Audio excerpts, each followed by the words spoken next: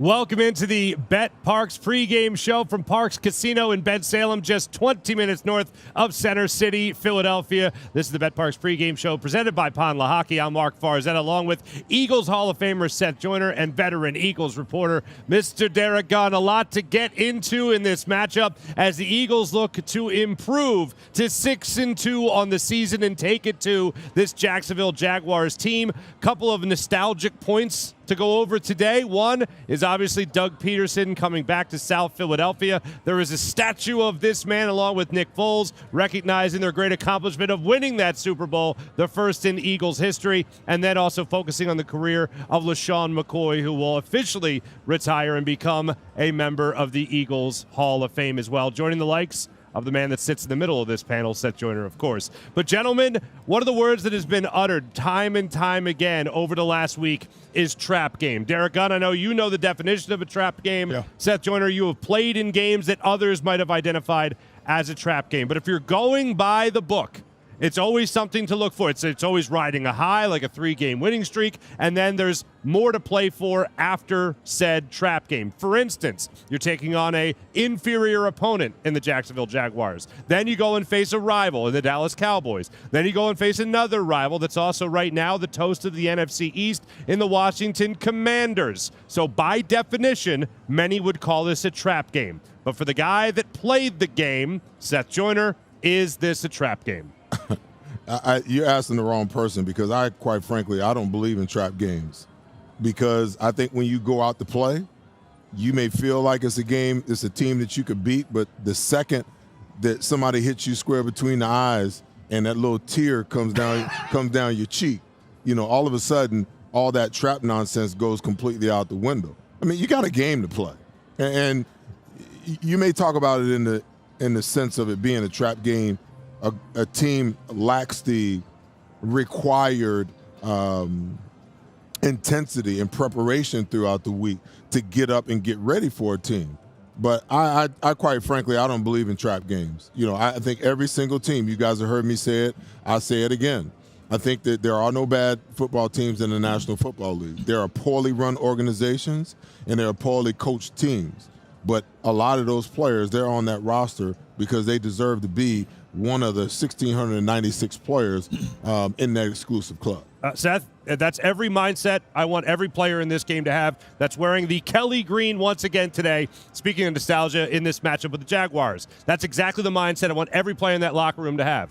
Derrick Gunn, no one's covered the Eagles better than you. You've talked to a lot of these players. I'm sure none of them will admit, oh, no, this game we're about to, total trap game. We're totally distracted. We're not going to play well, or we're not going to be focused. Is this a trap game? Yeah, the word trap game is such an interesting phrase, and I've heard it so many times in my career. And, yes, I'm going to put this under the category of a trap game, because coming out of games like this, if you fail, one of the first things you hear coaches talk about is we had poor week of practice. Our guys weren't focused. Now, maybe that's just an excuse to cover up for them getting embarrassed by a team they should have smoked, but it happens all the time. And let's face it, sometimes guys do let their guards down, you know. When you get jacked up, when you're playing a divisional rival like Eagles playing Dallas, Eagles playing Washington, but when you got to play Carolina Panthers, you got to play Jacksonville. I mean, come on. I mean, some of these guys, they overlook certain things they shouldn't. And as Seth talks about, every game is a playoff game when you only have 14, 15, 16, 17 opportunities to play them.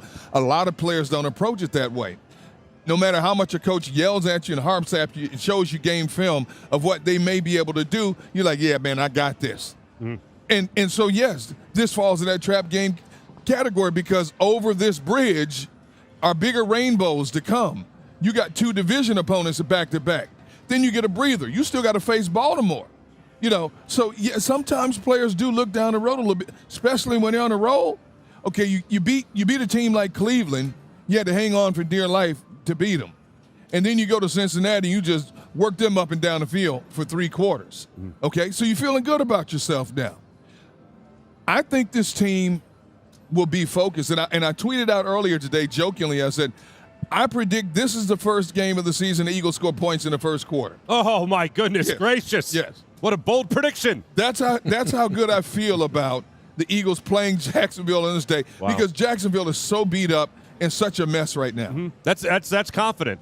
That's very confident. I like a confident Derrick like Gunn. that? I like it. I like it very You like much. that? You like that? I love it, as a matter of fact, especially when you break it down like this. Because Gunnar, I was thinking along the same lines as you. Yeah. Talking about a team coming out, and I have a wish list going into this game. But what I want to see, obviously, everyone wants to see Jalen Hurts, and we'll talk about this. Have yet another game where he goes out there and doesn't turn the football over. Sure. He's very smart with the football. Doesn't put it in peril or anything like that. But right out of the gate, I want this Eagles team to score. On their first possession, whether it's the opening drive, whether it's their opening drive, whatever the case might be, I want them to go down there. In the 8 games the Jacksonville Jaguars have played so far this season, they have given up 5 touchdowns in the first quarter of those games. So this is a team the Eagles can obviously start fast against.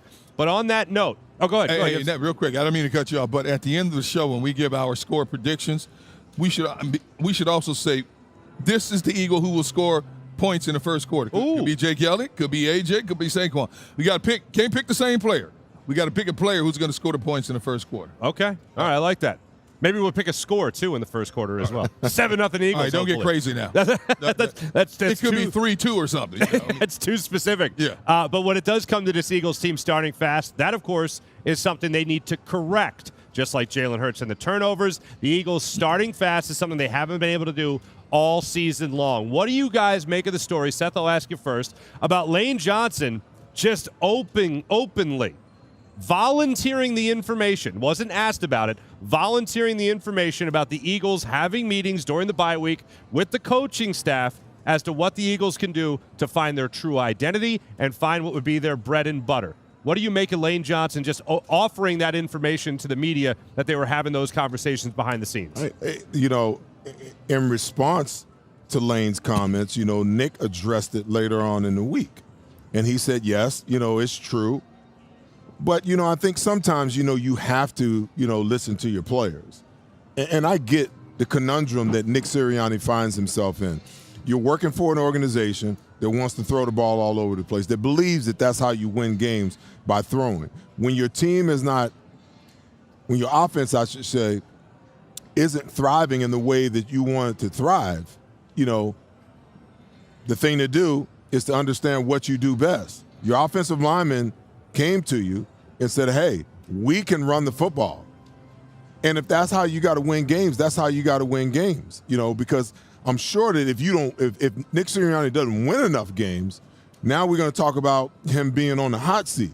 So if the organization's standpoint is, hey, we want to throw the ball, but we're losing, and you're going to run the ball and you're winning, well, I'd rather be fired for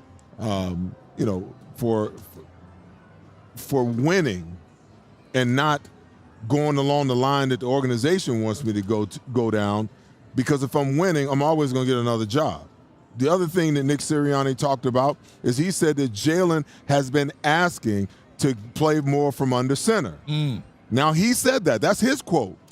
So for all you football gurus out there that keeps going on and on and on, oh, he can't play under center. Oh, he can't throw the ball, over the middle. And I kept trying to tell him, D, I'm like, listen, what you see on the field is either being coached or it's allowed. If it's being coached, then Jalen doesn't have any other choice. Right. He's got to throw the ball to the places where the ball is designed to go. He can't just go get under center because he wants to. If the player is shotgun right, whatever it is, that's what it is. Right. He can't change that. But slowly but surely, we start hearing all of these little things that begin to creep out. Like Jalen's been saying forever, hey, I need to play more from under center. We need to be more in the pistol. Lane Johnson, we need to run the football more. We can dominate that way. And then that's going to open up everything else. In my opinion, if they had done that last year, D-Gun, they might have been able to save their season last year. But Nick Sirianni, and he was so pig-headed about continuing to approach things the way he was approaching it. Throwing the ball, when the whole league, when he told the league, I remember this like it was just yesterday. A reporter asked him, hey, Coach, what do you got to do to fix the problem? What do you got to do to get the offense on? And it blew me away, his answer. He said, well, don't you think if I knew, I'd have done it by now? Now, it's one thing to have the thought in your head that I don't know what the hell I'm doing and I don't know how to fix this thing. It's another thing to tell the other 31 teams in the National Football League that you don't know what the hell you're doing, and you don't know how to. Your quarterback ain't picking up the blitz because you don't have any hot reads and you ain't got no sight adjustments built into your offense. Yep. Okay. So now all of a sudden you're having these conversations with your players, and your players are recommending things to you that you as the head coach should have changed and implemented when you had the opportunity to fix it. To me, that kind of stuff makes no sense whatsoever, because players know. Players know full well, and we can talk about, it's a quarterback-driven league. It's a passing league. Man, BS, okay? Because these fads, they come and go, D-Gun. Yep. And I'm going to submit to you the only reason we turn the NFL into a quarterback-driven league, into a passing league, is because these salaries begin to continue to creep up. And they had to justify paying some of these guys 30, 40, 50, $60 million a year. And some of these guys, straight up, they ain't worth that kind of money. No. But if they have a decent year, or the team earmarks them as their franchise guy, they want market value. And then we started devaluing the running backs. And now as you look at the game, most of these quarterbacks can't survive without a running game. Absolutely. The emergence or the re-emergence of the running game with Saquon Barkley and Derrick Henry this year, especially older running backs. If you give these quarterbacks who struggle passing the ball any kind of help in the run game, now you go play action pass. That's the other thing nobody talked about last year, is how much play action pass the Eagles were in last week. And that's why the offense looked so crisp and so fluid, is because they ran the ball, they established the line of scrimmage, and then they went play action off of it. We've been crying for this for how many years? Oh my goodness, 7, 8 years. But to go back to something you were saying before about trying to justify paying these quarterbacks the type of money they get now. You look at how the NFL restructured the rules to cater to the offense more so than the defense. You basically handcuffed the defense. Why? They wanted more points on the board. Mm-hmm. You get more points on the board, you get more people coming out to watch the games, you can charge more, not just to get in the game, concessions and everything else. So the NFL is a cash cow. This is not just about the game. When they start changing rules and stuff, it's not just about the game itself on the field. It's about the money game as well. Nobody makes more money sports-wise in the world than the NFL right now. So, and somewhere down the road, they're going to tinker with the rules again to cater another facet of whatever they want it to be. But you're right, Seth. They drove down the running back numbers, running backs screaming for money, putting their bodies on the line, taking a beating, and getting a third of the pay the wide receivers are getting.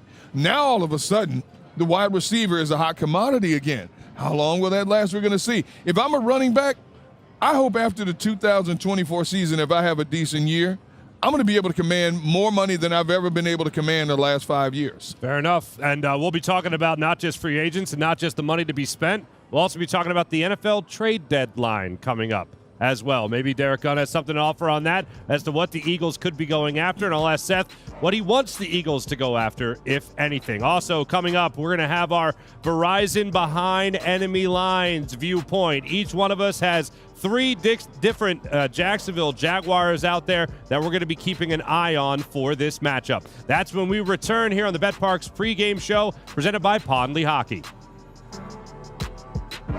Parx Casino, just 20 minutes north of Center City, Philadelphia. It's happening again. Those missed tackles are starting to stack up. Your friends pleading with players who can't hear them. Sweating it out week after week. But not you.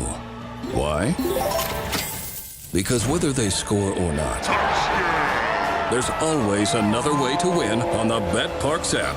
New casino users score up to $1,000 bonus back in their first 24 hours. At Lehocky Giordano, we understand the impact an injury can have on your life. Our experienced attorneys have recovered billions of dollars for our clients, and we know we can do the same for you. One conversation is all it takes to help you and your family get back on track. If you've been injured at work, give Lehocky a call. Sell your car to us, no hassle, no fuss. DavisBuysCars.com. Did you know that Davis Honda will pay top dollar for your car? Go to DavisBuysCars.com and get an instant quote on your vehicle. We'll make the purchase as easy as possible. and put cash in your hand faster than you can say DavisBuysCars.com. Sell your car to us, no hassle, no fuss. DavisBuysCars.com.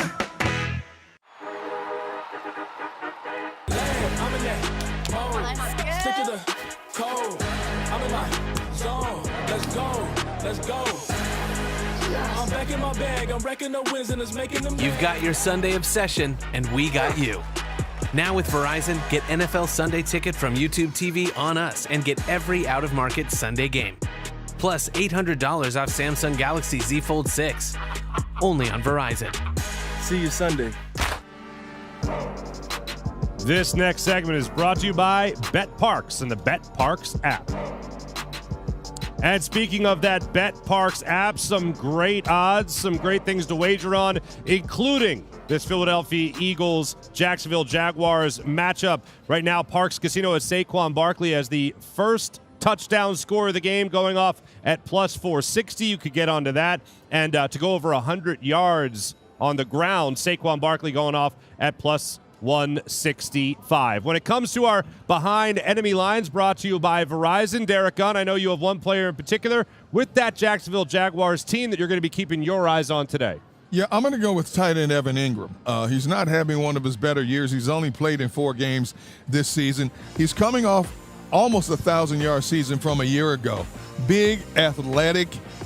You say, why Evan Ingram when he only has 20 catches, 178 yards on the season, and 1 touchdown? Well, go back to last week against Cincinnati. Mike Gesicki was a thorn in the Eagles' defensive side. He had 7 catches, 73 yards. And so when I look at that, to me that's a red flag. What's missing in their coverage on the tight end? Evan Ingram is more athletic than Mike Gesicki. And I watched Evan Ingram. He didn't have a lot of yards against Green Bay last week, but he went up between 3 players in the end zone and snagged one for a touchdown. I'm thinking, oh, my goodness. So I think when you take into consideration with the inactives coming out, Christian Kirk is done for the season, broke his collarbone last week. The other wide receiver, Gabe Davis, is out for this game today. Who the heck is Trevor Lawrence throwing the ball to? Brandon Strange, the other tight end. Okay, you got 2 options. Flip it out to the running back, or your tight end is your safety valve. I think that's why Evan Ingram could have a good game today against this team. Yeah, no, I think that's a great one. When we were talking about it before the show, I think it hit the nail on the head when it comes to what they could do offensively, but they do have another weapon they could use, Seth, and I know you're looking at him today. Well, I think that, Trevor's had an up and down season, and one of the things that, you do when your quarterback is struggling, like we did when our quarterback was struggling, is you run the football. And Tank Bigsby, listen, and the 2 games that they won, he rushed for over 100 yards. The 2 games that they didn't win, well, the remaining games that they didn't win, they were well under 100 yards. So they've got to figure out a way. I mean, those are pretty impressive numbers. 5.8 yards per carry on 85 carries and 4 touchdowns. And he's had to share time when Etienne Jr. has been healthy. He's a bigger back, more of a brawling back. And I just feel like if teams commit to running the ball at the Eagles, I've yet to see them get to a point where they can dominate and completely shut it down. They've been really, really good against the run the last couple of weeks, and their numbers continue to go down. I think they were at 100 and something last week, and then they had, as a matter of fact, I'll tell you exactly what it is. They're number 8 in the National Football League right now. They're giving up 107 yards per game, which is much better than what it was early in the season.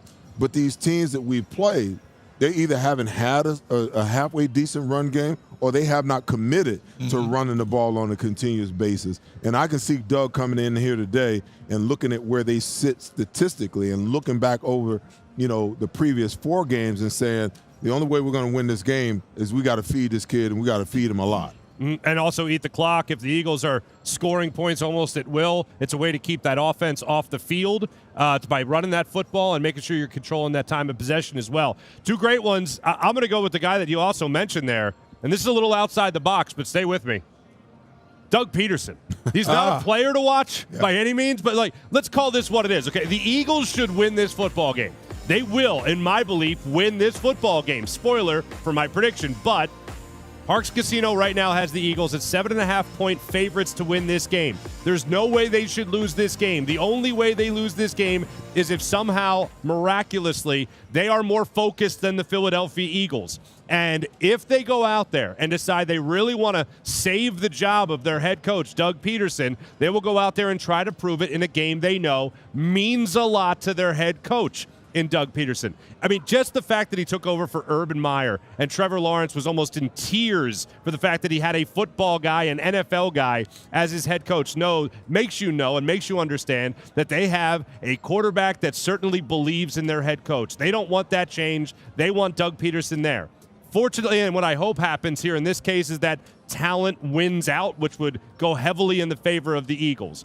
Stranger things have happened. I don't need to remind anybody in the city of Philadelphia that the Eagles lost to the Jets last year. Strange things happen in the NFL, and if they take up for their head coach, they're going to win this football game today. I'm going to go ahead and say it doesn't happen, but it's the only thing I'm really concerned about in this game. Inspired football. Can I touch on something before we move forward? This whole theory that, that players are aware that their coach is on the hot seat and that they play for him. Because that was the narrative coming out of the bye. Oh, the Eagles they're playing at a whole new level. They came out and they played for their coach. They're playing to save their coach's job. Man, that's BS, man. It's 100% BS. I have never played for a coach with the thought in my mind that the head coach might get fired. So I got to go out here and give a little more effort than what I'm normally giving. That's nonsensical. Players play for each other first, that's right, and they play for themselves and their selfish, the things that they want to accomplish. Like when I played because I was accountable to the other 10 guys around me. And I played for, the goals that I set for myself. Now, all of those things are a reflection of what happens to the organization and what happens to the head coach and the defensive and offensive coordinator because you're having success. But the thought never crossed my mind one time, I got to go out here and play for coach because coach may lose his job. Oh, the players stepped up today for coach. Man, that's BS, man. Ain't no players thinking along those lines, man. They need to stop that. They're playing for bonus money, man. Every tackle, every touchdown, every pick. Hey, man, that's towards a bonus at the end of the year. That's what they're playing for. And if they're so inspired and they come across and they do it the right way, then guess what? The coach winds up being the beneficiary. That's right. Or at the other end of the spectrum, the guy that gets fired because he can't get his team motivated. But this whole notion that, players go out and play for coaches, man, that's the furthest thing from the truth. And I get, not to beat up on you or anything. Because you were saying it. But I see it on ESPN. I hear it on WIP. All over the place. Players do not play for coaches, okay? They just don't. Players selfishly play for themselves and they play for their teammates. And everybody else is just a byproduct of the successes or the failures. Well, let me just say this real quick. Doug Peterson, to me, is very different. Because Doug, when he was here, I'll never forget, in the Carson Wentz era, a game against the Bengals, as a matter of fact, where they threw the football 60 times in that game. I'll never forget this. And then in that post-game press conference, and I've never heard a coach do this, especially not for the Philadelphia Eagles in recent memory, throw his players under the bus when he talked about questioning players' heart and dedication. After that, they had a players' meeting with the coach. They had the airing of grievances. They went on a nice run at the end of the year. And then that's players playing for their coach and also knowing how to police the locker room in that regard. Then in the other instance with the Jacksonville Jaguars, you've started your career under Urban Meyer, a lot of these guys. Doug Peterson looks like a knight in shining armor. So would that change anything in the player's mindset to say, no, I want to make sure that this coach is here? Listen, to be honest with you, I don't see it because I don't think players think in those terms. They may be aware that something is afoot if things don't change, but I don't think it enters into the minds of players to ask themselves, oh, man, do I have a little something extra to give? Am I going to play a little bit harder so coach don't lose his job? No, it's just there's too many other things that's going on surrounding the team and surrounding the players to have that on your mind. You don't worry about it because you know what? If the head coach gets fired, guess what? They're going to bring in a new coach. The new staff is going to evaluate you, so on and so forth. There was one thing that you just hit on that I wanted to talk about as well. Players' meetings. Throwing players under the bus. Okay? Now, I can see right now, D-Gun, just tell me when I say this, how many people in the live chat start screaming, "Yo, get off my lawn, old man!" Because at the end of the day, what in the hell is what is throwing the player under the bus? What truly is, from a coach's standpoint, what's throwing the player under the bus? Because if the player played like crap and didn't do what he was supposed to do, all the coach is doing is publicly holding him accountable. So how do you throw him under the bus? So if I'm the coach and I've been coaching this kid for like 8 weeks to do this, and he continues not to do it, I'm supposed to take the bullets? I'm supposed to take the bullets for him when he's not getting it done. Okay? Hey, Seth, I can't tell you how many former players tell me all the time they can never coach today's athlete in the NFL because they're all too sensitive. In today's unwritten rule, you don't specify names. You can talk about, hey, now when you played, it was different. Buddy Ryan called you out. You took it as a badge of honor. Some of these kids nowadays, man, they can't handle this kind of stuff. So you gave up so-and-so touchdown, well, our secondary didn't play up to par, or our D-line didn't get enough pressure. You can't single out one individual nowadays like they used to, man. Listen, and that's why, in my opinion, the game has suffered because, for me, I don't want that mentally weak player on my team, that guy that I got to coddle him, and walk on eggshells around him. Because show me a player that wants to be great, and I will show you a player who wants to be coached hard, and a player that's willing for his coaches to coach him hard and hold him accountable. For that guy that doesn't want that, I don't want to coach that player. True. And I don't want that guy on my team, because you know what he is? He is selfish. Yeah. And when the stuff hits the wall, guess what he's going to be doing? He's going to go into self-preservation. It ain't going to be about us, the team. It's going to be about, how do I preserve myself? When everything is going crazy around me. He'll start pointing the finger at everybody else. It'll be everybody else's fault except for his. Assume the responsibility for when you play bad, the same way that you assume responsibility when the media and the coach praises you. What is so wrong with that? That's the thing I don't get. What is so wrong with living on both ends of the spectrum? You can tell a player how great he is and what a great game he had and what a great year he did, but you can't tell him he played like shit. You can't tell him that he was garbage last week. Get it together. How many times did we hear in the last 10 years, so-and-so player didn't show up for work today, so-and-so player is not here for personal reasons nowadays? You didn't have that back in your day. See, nowadays, it's like Dawkins and Hugh Douglas and those guys would tell, man, you need 53 psychologists to individually coach players nowadays. Whereas back in the day when they play, one voice, one mind. That's the way it was. Not anymore, man. Okay, player X, okay, if I yell at him just a little too much, he might shut down in practice this week. Whereas I can get in the chest of player Y because I know he can take it. Man, coaches go through a lot of stuff nowadays. The one primary motivation for any player who puts on an NFL uniform should be, you are one of 1,700 of one of the most elite fraternity in all the world. You are one of the chosen few to put on that National Football League uniform. You should be able to run through a brick wall 7 days a week just for that opportunity when you consider your lifespan is only 3.5 years and you got somebody coming up either on the practice squad or in the draft next year waiting in the wings to take your job. That should be your only primary motivation, to be the best you can be every day of the week. Unfortunately, that's not the case. Hey, it's a privilege. It's not your right to play in the National Football League. No. It's a privilege to play. And I think that it's my opinion, okay, again, look in the chat and tell me what's going on. Yeah. It's my opinion that the teams have facilitated this because when Jeffrey Lurie decided to let Chip Kelly go, what he talked about was emotional intelligence. Now, I understand emotional intelligence. I get it.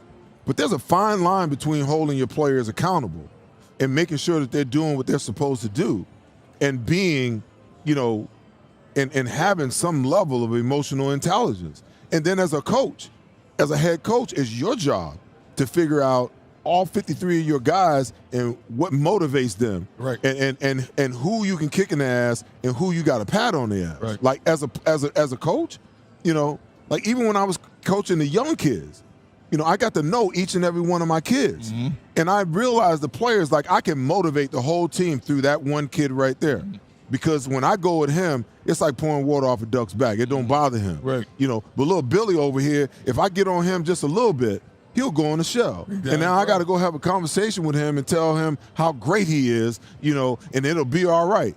So, yeah, you're right. You got to, as a coach, you're a little bit of everything.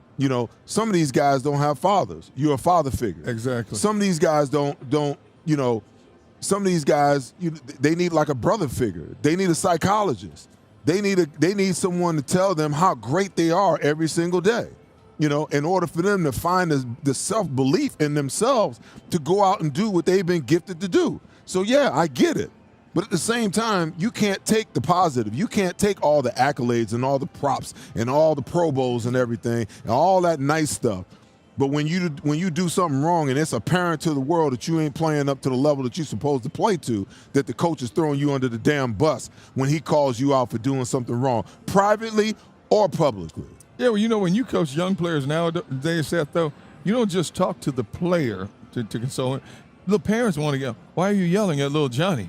Because you never yell at him. Yeah, could you tone it down just a little bit? Can you give little Johnny some grace here? Yeah. I mean, nowadays, man, you're coaching the coach. You're not just a coach anymore, man. For the record, looking at the chat, everyone's on your side for it. Oh, and they love your tie. Thank you. and the last thing is, D-Gun, when I coach my kids, I would tell my parents at the beginning of the year, listen, my methodology is a lot different than a lot of other coaches. We ain't getting no trophies unless we win something. That's the first thing. Yeah, no participation. No. None of that, okay? And my style of coaching is a specific way. I said, listen, it ain't for everybody, okay? So I'm giving you a chance before the season even starts, before we even get to the first game. Yeah. Go sign up and take your little powder puff kid over on another team because we're going to work over here, and I'm going to develop some character and some skill sets and some mental toughness, And I said that's just the way that I coach. Last little story. I got my kids out, and I'm making them run sprints after practice, something that even the pros hardly ever do anymore because they got to be in shape to play. Absolutely. So they're running 100-yard striders. I'm like, they're just striders, 100 yards down, 100 yards back. Yep. We got 5 down and 5 back. After they get through 5, they're like, Coach, we're dying. We can't run no more. So I blow the whistle. I said, come on up. They come up. I said, now if I put a pit bull out after y'all's asses right now, the only one that's going to get caught is the slowest one, okay? Stop crying to me about being tired, okay? Suck it up. Build your mental toughness. They're striders. I'm not asking you to sprint them. You basically, half of y'all are basically walking them anyway. Stop complaining and do the work. Oh, my goodness. Did you ever bring a pit bull? I'm not saying let it out. I'm just saying. No. That's right. He's right there. I had to create the analogy for them to kind of understand it. Because I'm like, if I turn this pit bull loose, all of y'all going to run faster than you ran the other 5 that you already ran. You better believe it. You talking about Carl Lewis, so you ain't as tired as you really think you are. No. It's just in your mind. Yeah, there you go. You just need to be properly motivated. That's all. When we come back, it was an interesting conversation being had at the Eagles press conference. We obviously have acknowledged a lot of changes with the Eagles offense. We've talked about players meeting with coaches to make changes in said offense. Jalen Hurts, though, mum was the word. Changes? What changes? Oh. That was his attitude this week. We'll talk about that when we return here on the betPARX pregame show presented by Lehocky. There's the incredible betPARX Sportsbook here at Parx Casino. Get the Eagles minus 7.5 today going against the Jags. And the next thing I knew, I woke up in a hospital bed. Has a friend ever told you a story about an accident and someone says, you should probably sue them. forget your friend. Call Lehocky Giordano. We're an injury law firm that's recovered billions of dollars for our clients. And with our vast network of attorneys throughout the country, we know we can do the same for you. So if you've been injured in an accident, give Lehocky a call. One conversation is all it takes, and you won't pay a dime until we win. Most people don't know how to get the care they need. The experts at Stay at Home Care can help. Before choosing a caregiver or family member for your care, you need to apply for the Home Care Program. The application process can be complicated. Stay at Home Care can help you navigate through every step. Once approved, your caregiver or family member will receive guaranteed weekly pay, a variety of medical benefits options, paid holidays, paid vacation, and overtime pay. Call Stay at Home Care, here to help every step of the way. This is Parks.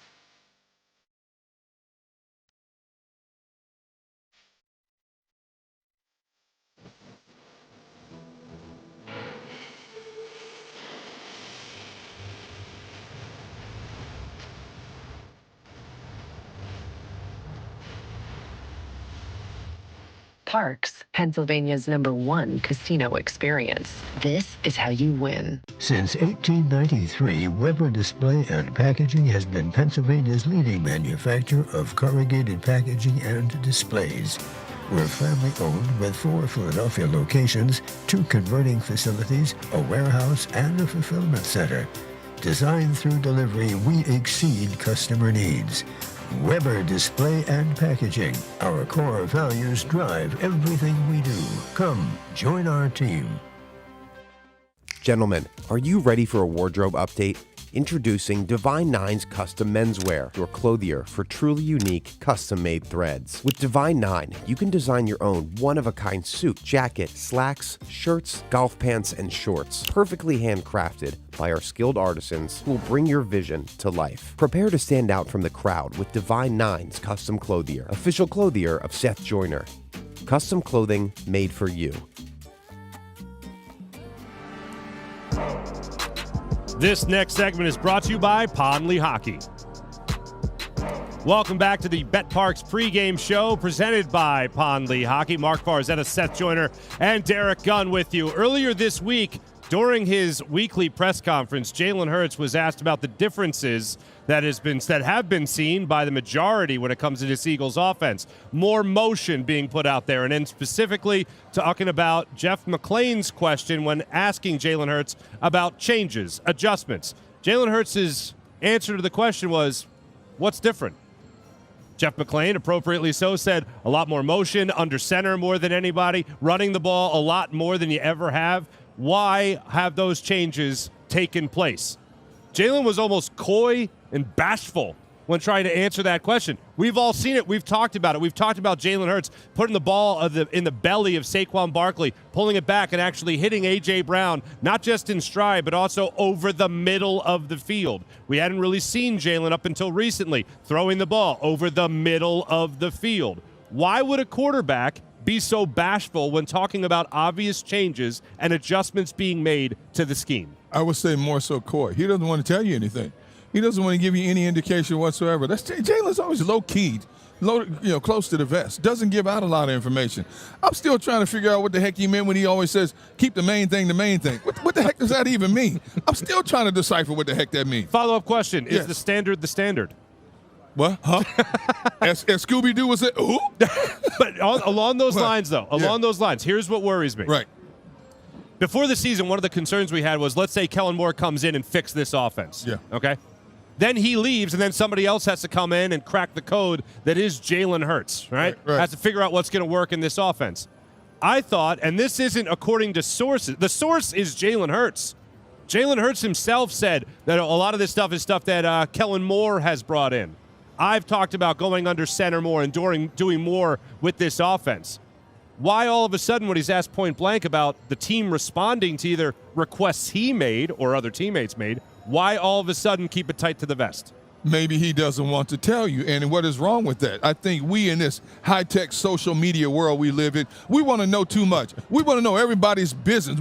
We're not satisfied with a vague answer. We want in-depth answers. He doesn't have to give you anything. He gave you what he gave. And I'm not sitting here defending him. I'm not bashing him because, hey, look, everybody's different. Some might give you what you want. Seth, what the heck you doing over here? What's going on? Trying to figure out what they put in your coffee. What? Today, man.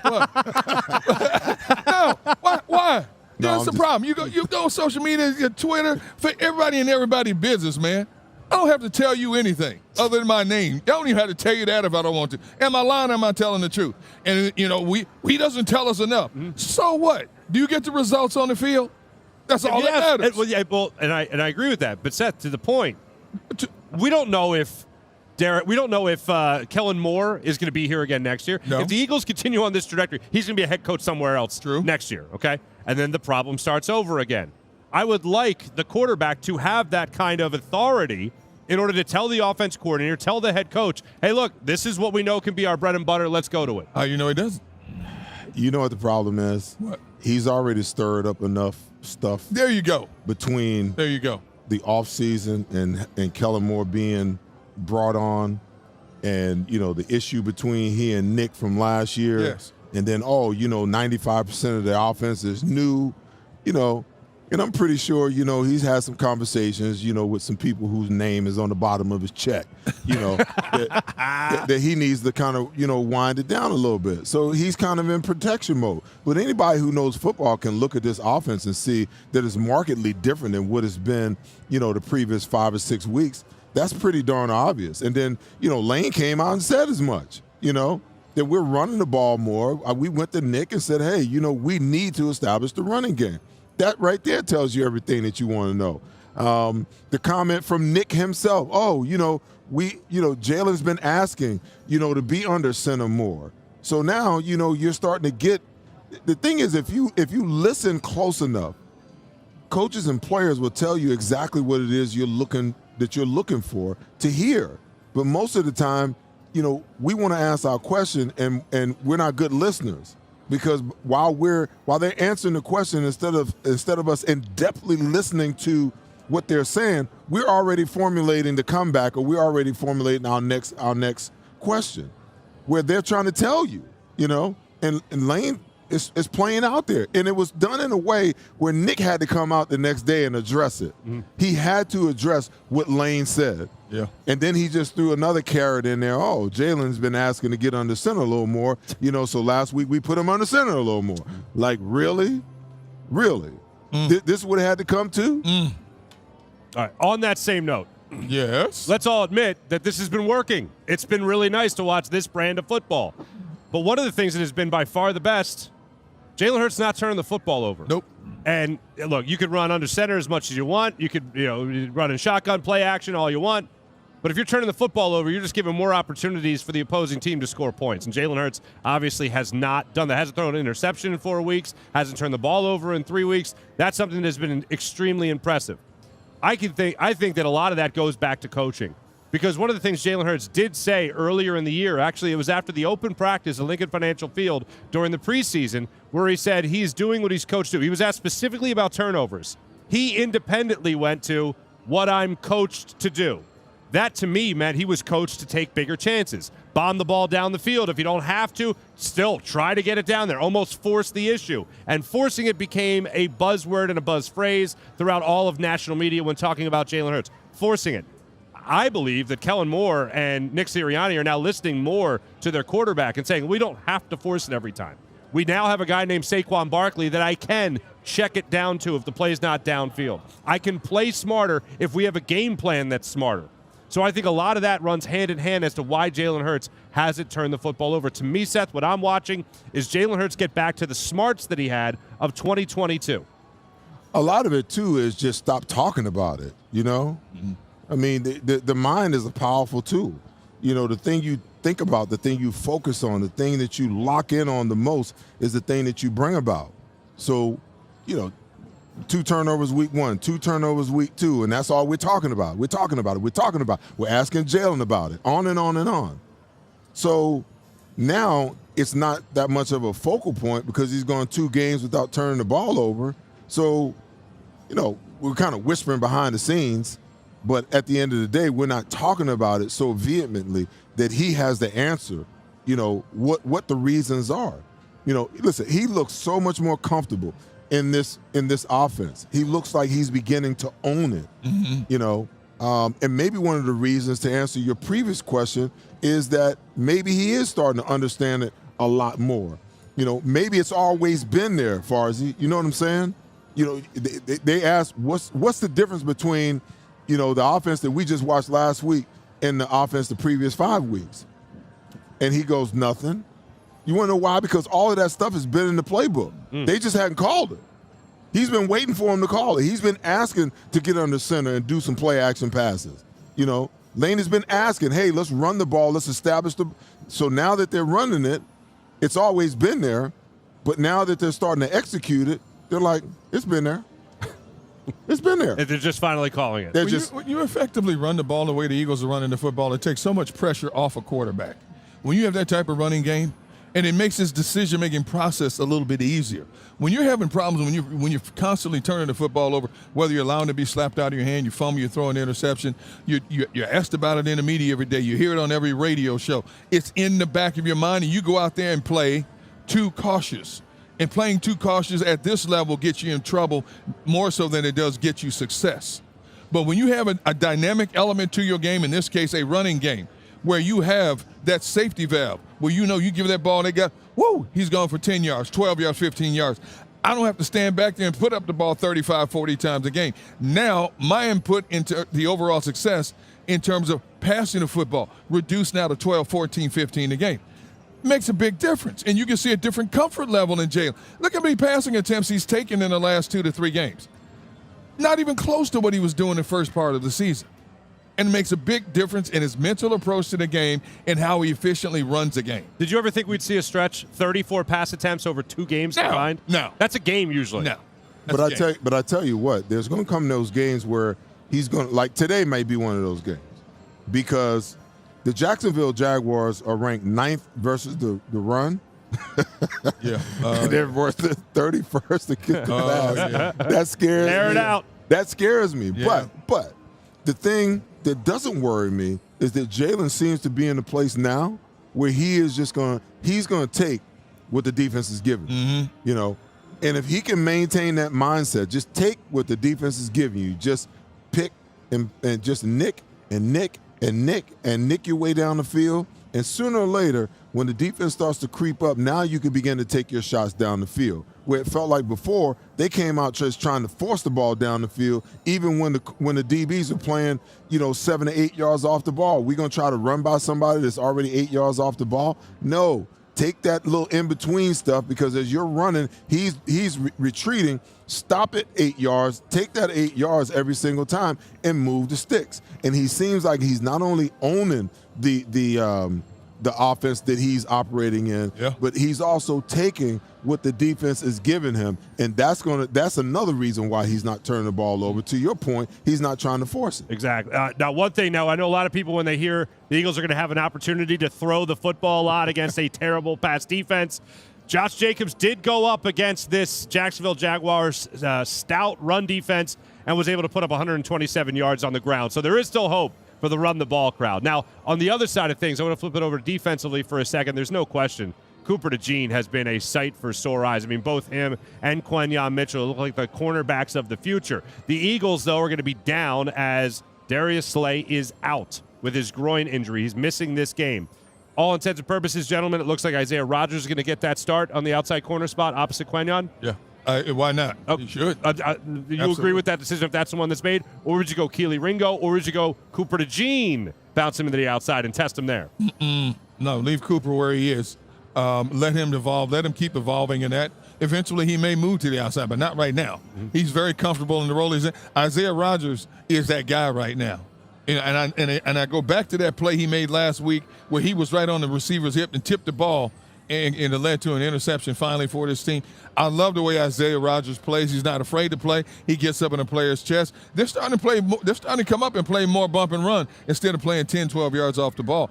Isaiah Rodgers on this side, Quenyon Mitchell on that side. That's a pretty good tandem right there. Business as usual. All right, I'm with you. I'm with you guys 100% right there. Another position group, defensively speaking, is talking about the linebackers. Zach Bond. If there is one person you could look at to say Vic Fangio knows what the heck this guy's doing, it's Zach Bond. This is the guy who didn't get a huge opportunity to play when he was down in New Orleans with the Saints. Vic Fangio saw some tape of him playing at the linebacker position. I believe it was actually on the outside, though.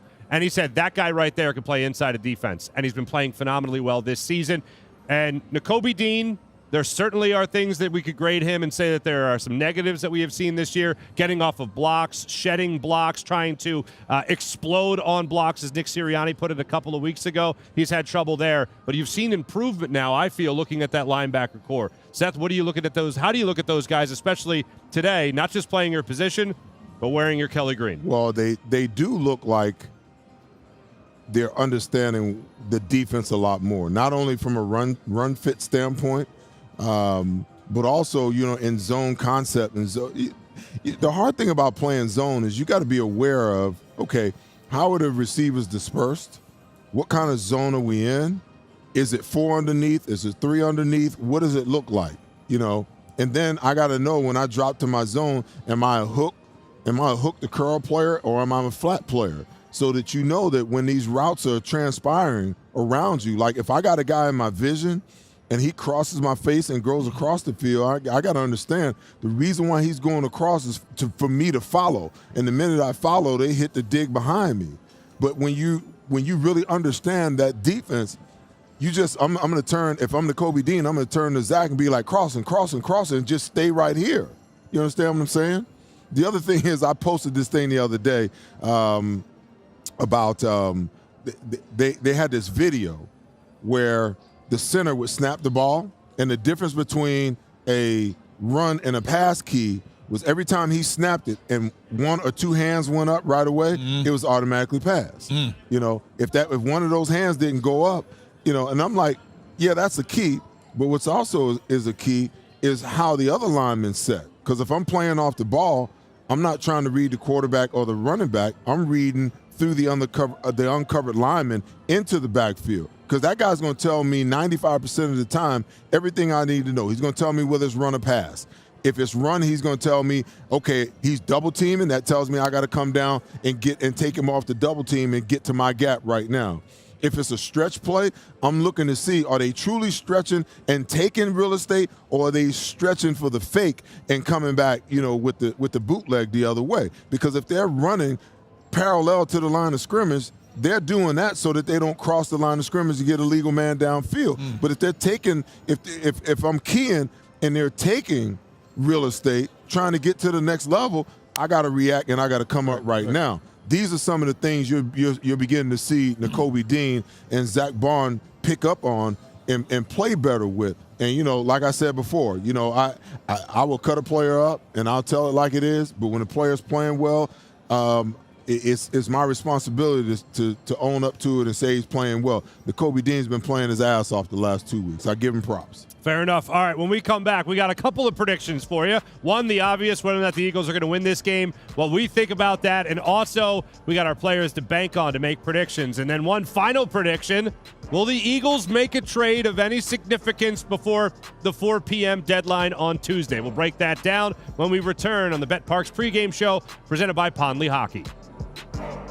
The 360 Lounge here at Parx Casino. Enjoy some great entertainment and great drinks. I'm in that mode. Stick to the code. I'm in my zone. Let's go. I'm back in my bag. I'm wrecking the wins and it's making them. You've got your Sunday obsession, and we got you. Now with Verizon, get NFL Sunday Ticket from YouTube TV on us and get every out-of-market Sunday game. Plus $800 off Samsung Galaxy Z Fold 6. Only on Verizon. See you Sunday. At Revolution X, we know that fortunes are made in times of uncertainty. Are you selling your investment real estate? Are you interested in deferring your tax with a 1031 exchange? At RevX, we're experts in 1031 exchange planning and the use of passive real estate options using DSTs. Not in the midst of an exchange and want to invest in real estate but don't know where to start? Revolution X has institutional-grade real estate options for any size investor right now. Set up a consultation at RevXWealth.com. RevX, defer the tax, maximize the gain. Pride, passion, and persistence. These are the values that drive us all at Ron Jaworski Golf. We strive to deliver outstanding conditions as well as playability for golfers of all ages and abilities. Our championship golf courses offer a variety of challenges, from a link-style walk along the river to an escape into the pines and everything in between. My team at Ron Jaworski Golf is committed to delivering memorable experiences every single day. See all we do at ronjaworskigolf.com. Most people don't know how to get the care they need. The experts at Stay at Home Care can help. Before choosing a caregiver or family member for your care, you need to apply for the home care program. The application process can be complicated. Stay at Home Care can help you navigate through every step. Once approved, your caregiver or family member will receive guaranteed weekly pay, a variety of medical benefits options, paid holidays, paid vacation, and overtime pay. Call Stay at Home Care, here to help every step of the way. This next segment is brought to you by Verizon. For every Eagles defensive sack this season, Verizon will donate $100 to the Travis Manion Foundation. Welcome back to the betPARX pregame show presented by Lehocky, Marc Farzetta, Seth Joyner, and Derrick Gunn. We got a bevy. How about that? Bevy of predictions to make in the final segment of our pregame show. Let's go with the trade deadline first. Derrick Gunn, I'll go to you on this one first. Looking at the Eagles, maybe edge rushers. Looking at the Eagles' safety position. Looking at the Eagles' wide receiver. A lot of rumors circulating. 4 p.m. Tuesday, NFL trade deadline. Will the Eagles, Derrick Gunn, make a move of significance? All I hear is that the Eagles, from what I'm being told, they don't have enough money to do something of significance. Doesn't mean they may not try to get a role player. So I'm going to leave it at that in terms of what they could possibly do. Howie Roseman always has the wheel spinning, always looking for something. But Nick Sirianni has said, and he wouldn't say it without the approval of the people upstairs, we like the team we have right now. A good mixture of youth with veteran presence as well. You're not getting Myles Garrett. They're not going to pay him that kind of stuff. They're not going to pay his salary. Come on. No, if you can get Cleveland to play most of his salary, that's a little different ballgame. Max Crosby? Eagles are not paying all his salary. It's not going to happen. You got to get the team willing to get rid of the component to pay the bulk of that freight. If that doesn't happen, Eagles are not going to get them. If they're going to improve on a position group, what would you like to see the upgrade be? I would have to say edge rusher. Edge rusher, Seth? Yeah. Same thing. Yeah. Same thing. And listen, D-Gun. Yeah. What the hell else Nick Sirianni gonna say? Oh, we need some more players. We not quite there. Oh no! Hey, look. Right now it's Camelot. Everything's Camelot right now. No, listen, I get you. But I'm like, when I heard him say that, yeah, I'm like, yeah, okay. I see what you're doing. It's just like, when the Eagles started putting out those videos last week of him speaking, in the room, and people were like, "Oh, they've been doing that forever." I'm like, I've never seen that on social media. The Eagles channel, they maybe put him over there, but they never put him up on social media. And I was like, it's just worth the conversation. Are the Eagles trying to rehab somebody's reputation around here or what? So it's the same thing when he's asked this question. What are you guys looking at and improving upon? You could absolutely use some offensive line depth. Yeah. Not that you're not all your trades don't have to be always guys that are going to come in and start for you right away. Even Vic Fangio said most of the time when we make trades like this, they very, very rarely work out anyway. You bring a defensive guy in. He had never played in your system. He's trying to get caught up and learn the verbiage, so on and so forth. So it's not always as fruitful as people think that you get a guy and all of a sudden he's going to come in and change the dynamic of your team. Now, if you're talking about a pass rusher, you can always put him out on the field and rush the passer in obvious, pass rushing situations. I still believe that they need a pass rusher. I'm not going to go so far as to say they might not need another tight end. A big blocking tight end, so when they really want to go big, they can go big and really churn it out. I'm going to hope that Howie Roseman acquires a pit bull to motivate Bryce Huffsess. That way, we get that going, at least for the Eagles. One more prediction here, well, two more actually. One has to be with our mid-pen player to bank on for the post-game show. Gunner, I'll go to you first. Who do you have to bank on for the Philadelphia Eagles to help them secure a fourth straight victory? I'm banking on AJ going over the century mark in receiving yards today. I mean, this Jacksonville Jaguars pass defense is porous at best, and they're banged up across the board defensively and offensively. I think this defense is going to be on the field a long day, and I think A.J. Brown's going to feast against that secondary today. Seth, who are you looking at? I'm going to look over on the defensive side of the ball. It's Jalen Carter is due for a destructive day. Maybe a sack and a half, 2 sacks, a couple of TFLs. He's due because, every once in a while he'll have one of those games, where he's just totally destructive. And then all of a sudden, he kind of disappears for a little bit, even though he may get a sack in the game. And then, a game or two later, boom, he explodes again. So I expect for him to have a big day, especially when you're playing against an offense, that is ranked, 17th, in pass offense and 16th in run defense and run offense, I should say. I just feel like, this defense should have a day because this Jaguars offense is not highly regarded. They're one of the worst teams statistically in the National Football League across the board. And they're looking for the Eagles to just, that one play that just breaks their will and causes them to just lay down and quit. Well, you talk about Jalen Carter having a big day. I mean, Jacksonville's offensive line is nicked up. I mean, last week they traded tackle Cam Robinson for a conditional pick. Now you find out today that their best offensive tackle, Ezra Cleveland, is not even playing in this game today. So this defensive line across the board, somebody should feast on this D-line today. Better eat. Yeah. I never get this one, but I'm going to go with this one. I'm going to go Jalen Hurts. I thought you were going to say kicker. I mean, you went Doug Peterson. I'm waiting for you to say the kicker. Real outside the box. I'm all about the kicking game. You know what I mean?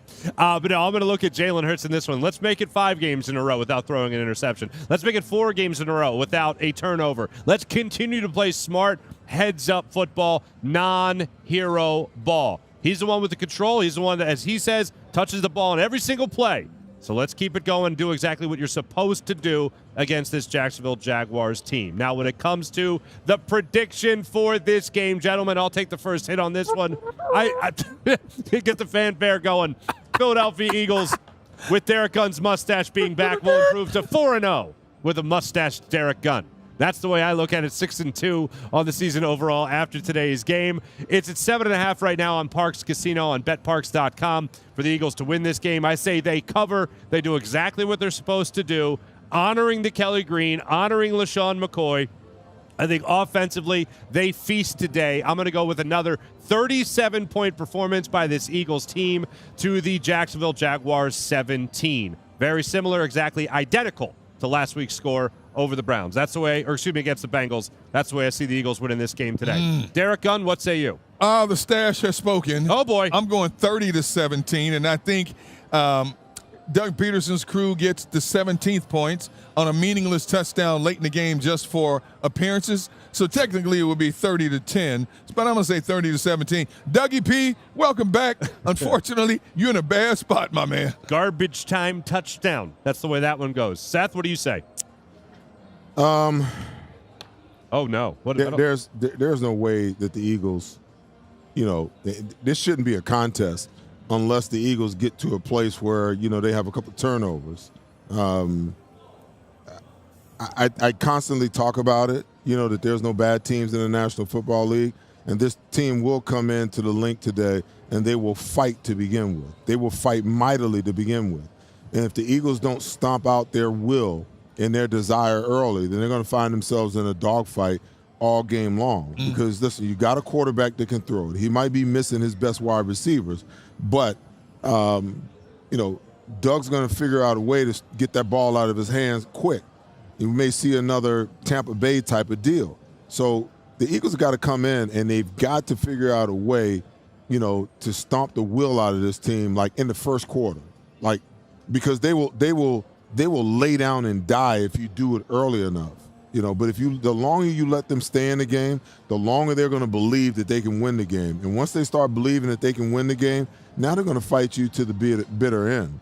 So I like the Eagles in this game, along, with what D. Gunn said. I like the Eagles 32, the Jacksonville Jaguars 17, and the majority of those players, those points coming in garbage time. There we go. Fair enough. Hey, we didn't pick who's going to score the first points. Oh, we did. Quarter. We didn't get. Come on, Mark. Do you want to take it first? Oh yeah. Who you got first? First quarter. This is first quarter. Saquon Barkley scores. Yes. All right. I'm going to say Jalen Hurts on the tush push. I think that's the easiest one out there. What do you think?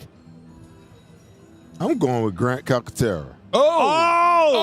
From the top rope. A red zone seam route. We haven't seen it in 10 years here. Kellen Moore breaks it out of the archives today. A little shake route up the middle. Hold up. Grant Calcaterra. You talk about me. Don't see what's in your cup. What you got over there, man? Hey, man. Hey, listen, I can hope for the type of offense and the type of plays for this offense to run. Does it start with wild and end with turkey? No, I don't think that, man. Oh, man. That'll do it for the betPARX pregame show, ladies and gentlemen. Brought to you by Pon Lehocky. I think last week we ended with, who was it, Eddie Murphy impressions before we ended the show? Yeah. Now we got boozing. That's Seth Joyner right there, Eagles Hall of Famer. That's Derrick Gunn. I'm Marc Farzetta. We'll be back with you guys for the betPARX post-game show presented by Lehocky after, hopefully, another Eagles victory. And I just want to make sure we point this out. The Atlanta Falcons are beating the brakes off the Dallas Cowboys right now, 27-13 with 7:50 remaining in the fourth quarter. What's going on with all these guys and these hamstring injuries? Dude, these injuries are crazy. Like it's like blowing my mind because you know what? Back in the day, you pull a hamstring because you was fast. You was running too fast. Now you got Jordan Mailata out for 6 weeks with a pulled hamstring. Hey, soft tissues, softer players, lack of that's practice. Not what it is. Yeah. Soft tissue, soft injury. Softer players. And here's another reason why the Eagles are winning today. Robert De Niro's out in the parking lot tailgating with the fans. We should have done the show from the parking lot hanging out with Robert De Niro, man. One of my all-time favorite actors. How could he not be? How could he not be? We'll be back with you guys on the post-game show. See you guys then. Live birds.